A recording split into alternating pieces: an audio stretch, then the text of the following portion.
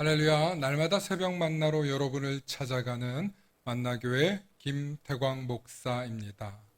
오늘도 하나님의 크신 사랑과 은총이 함께 하시길 소망합니다. 오늘 우리에게 주시는 말씀은 마태복음 25장 35절로부터 40절의 말씀입니다.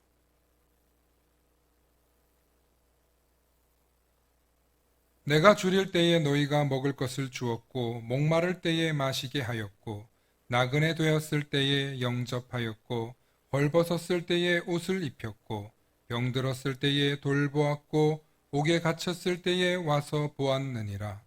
이에 의인들이 대답하여 이르되 주여 우리가 어느 때에 주께서 줄이신 것을 보고 음식을 대접하였으며 목마르신 것을 보고 마시게 하였나이까.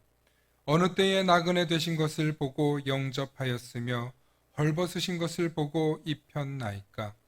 어느 때에 병드신 것이나 옥에 갇히신 것을 보고 가서 배웠나이까 하리니 임금이 대답하여 이르시되 내가 진실로 너희에게 이르노니 너희가 여기 내 형제 중에 지극히 작은 자 하나에게 한 것이 곧 내게 한 것이니라 하시고. 아멘. 오늘은 예수님의 얼굴이라는 제목으로 말씀의 은혜 나누고자 합니다. 평생을 인도의 빈민가에서 봉사했고 그 수고와 노력으로 노벨상까지 받은 마더 테레사의 이야기는 많은 사람들이 알고 있습니다. 하지만 그녀가 빈민가에서 봉사를 하기로 결심하게 된 계기를 알고 있는 사람은 많지 않습니다. 테레사는 어려서부터 신앙심이 깊은 아이였습니다. 하지만 젊은 시절 테레사는 36살이 될 때까지 점점 형식적인 신앙인이 되어가고 있었습니다. 그로부터 신앙생활에 회의감이 찾아왔고 다행히 어린 시절부터 해온 신앙생활 덕분에 구원의 확신이 있었지만 매주 드리는 예배뿐 아니라 반복되는 일상생활 속에서 그녀에게 감동과 열정은 점점 식어갔습니다. 그렇게 30년 가까이 신앙생활을 하며 큰 회의감을 느낀 그녀는 수도원에도 들어갔지만 거기서도 마찬가지였습니다. 그러던 어느 날 우연히 들른 인도의 빈민가에서 그녀는 하나님의 사랑이 이곳에 있다는 것을 직감하게 됩니다. 그리고 그때부터 이곳에 하나님의 사랑을 전하는 일을 해야겠다고 결심하게 되죠. 바로 이때부터 테레사가 자신의 일생을 바쳐 하나님께 헌신하고 가난한 이웃들의 천사가 되는 일생의 중대한 전환점이 됩니다. 이런 극적인 변화는 그녀가 하나님께로 부름을 받을 때까지 계속되었는데요. 사실 그녀의 봉사와 헌신은 매우 어렵고 힘든 일입니다. 하지만 그토록 힘든 사역을 일평생 동안 할 수 있었던 비결은 바로 그때 느낀 하나님의 감동 때문이었습니다. 이웃 테레사는 나중에 기자들의 인터뷰를 통해 자신이 끝까지 사역을 완주할 수 있었던 비결을 이렇게 설명했습니다.